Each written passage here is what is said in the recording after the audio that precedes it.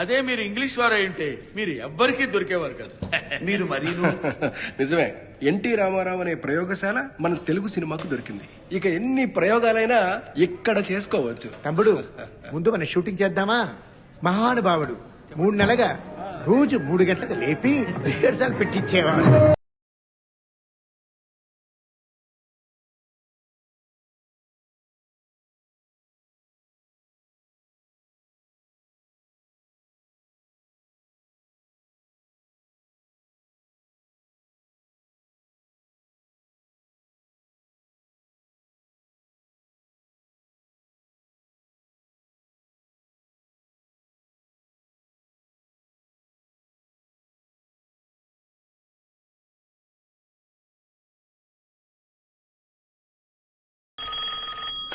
Hello అలానా?